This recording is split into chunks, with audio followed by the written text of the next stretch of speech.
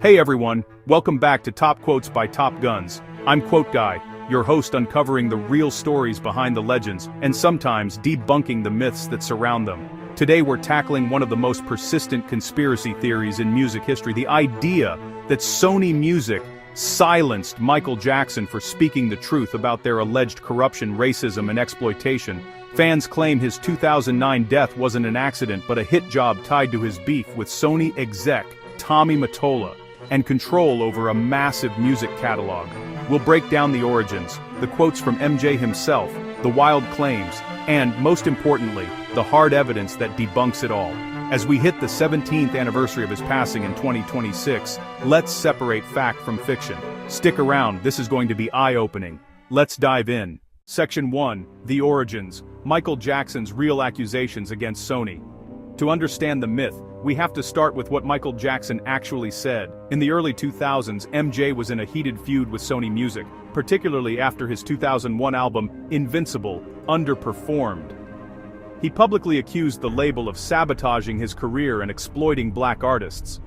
The flashpoint was his fiery speech on July 6, 2002, at Reverend Al Sharpton's National Action Network in Harlem, New York.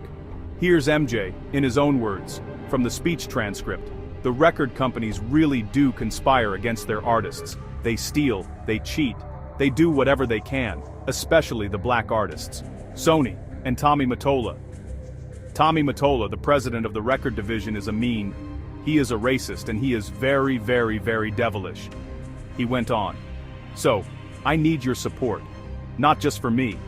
When you're fighting for me, you're fighting for all black people dead and alive. It seems that to me, I really believe it's a conspiracy because the story always ends the same. We pioneer, we innovate, and at the end of the story, it's not an accident, it's happened on purpose. So, we have to put an end to it forever. MJ claimed Sony deliberately underpromoted Invincible to force him into financial trouble, aiming to gain leverage over his 50% stake in the Sony ATV music publishing catalog. A goldmine including Beatles songs he bought in 1985 for $47.5 million and merged with Sony in 1995. He even held up signs at protests calling Mottola devilish and a racist. These weren't baseless rants. MJ felt genuinely betrayed after decades of generating billions for Sony.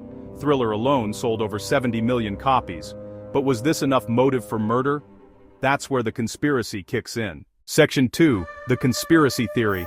Claims of silencing and murder. The myth exploded after MJ's death on June 25, 2009. Fans connected his 2002 truth speaking to his overdose, claiming Sony orchestrated it to silence him and seize the catalog. Core claims include, first, Sony wanted full control of Sony ATV, worth billions by 2009, especially Beatles rights. Theorists say they sabotaged Invincible, sold only 6 to 8 million versus expectations, to bankrupt MJ, forcing a sale. Post-death, the estate sold stakes to Sony, e.g. 50% in 2024 for $1.2 billion, seen as proof. Second, MJ's warnings. His son Prince testified in the 2013 AEG wrongful death trial that MJ said, "They're going to kill me," referring to pressures from promoters and execs. Fans tie this to Sony. Third, the fake songs scandal on the 2010 posthumous album, Michael. 3 tracks, Breaking News, Monster, Keep Your Head Up, were accused of being sung by an impersonator, not MJ.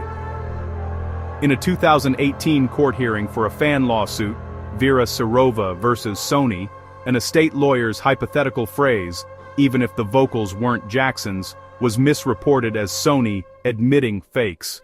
Headlines screamed, "Sony confesses to fake MJ songs," fueling ideas that Sony was forging music to profit off his death while covering tracks. YouTube videos like "Here's Why Artists Are Terrified of Sony," MJ tried to warn us, amplify this, claiming MJ exposed a conspiracy against black artists, echoing complaints from Prince and others. Reddit threads speculate Murray was a pawn hired to overdose him, but is there evidence? Let's debunk. Section 3. Debunking the myth. Facts, evidence, and quotes. Time to separate myth from reality. First, MJ's death. The official coroner's report ruled it a homicide from acute propofol intoxication by Dr. Conrad Murray's negligence, not murder. Murray was convicted of involuntary manslaughter in 2011, sentenced to 4 years, served 2. No evidence links Sony to Murray or the overdose. The judge called it an egregious violation of medical duty, tied to tour stress and insomnia, not a hit job. Quote from the 2011 trial. Prosecutor David Walgren said Murray's actions were gross negligence, with no mention of conspiracies. Defense claims MJ self-dosed were rejected. On the catalog, MJ owned 50% of Sony ATV, the joint venture, not 50% of Sony Corporation. A common myth. The 1995 merger was beneficial. Sony paid $95 million for half. No proof of sabotage. Invincible's flop was due to post-9/11 timing, no US tour, and market shifts. Post-death sales to Sony were estate decisions amid debts, not foul play. The fake songs admission. Total misinformation. From Variety's 2018 report, no one has conceded that Michael Jackson did not sing on the songs.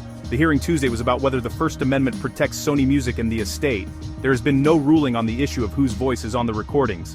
Lawyer Zia Modaber clarified, it was a hypothetical in an anti-slap motion, not an admission. NPR's 2018 article debunked it. Headlines twisted a lawyer's even if phrase. The lawsuit, Sarova versus Sony, continues, but producers like Eddie Cascio insist it's MJ, backed by engineers and musicologists. Jackson's family initially doubted the vocals, but LaToya later said, it doesn't sound like him, yet no solid proof emerged. Fans were called conspiracy theorists by media. Overall, no documents, witnesses, or investigations tie Sony to murder. It's business disputes amplified by grief. Section 4. Why the myth persists, and what we can learn. These theories thrive because MJ's real 2002 speech highlighted valid issues, industry exploitation of black artists, echoed by Prince, who called contracts slavery. Distrust of labels like Sony, e.g. Kesha's lawsuits, fuels suspicion. Fan grief seeks justice for MJ's troubled life, child stardom, allegations, media scrutiny. Online echo chambers, Reddit, YouTube, spread misinfo, like the fake songs, admission. But as Rolling Stone noted in 2018, no such admission actually took place. Damian Shields, MJ researcher, called it years of dismissing claims twisted into conspiracy. Ultimately, it's speculation mixing facts with fiction. Michael Jackson's legacy as the king of pop endures, not through myths, but his music and messages. As he said in 2002, fight for artists' rights, but let's honor facts. Thanks for watching Top Quotes by Top Guns. I'm Quote Guy. Like, subscribe, hit the bell, share your thoughts below. What's your favorite MJ quote? Stay truth-seeking, carpe diem.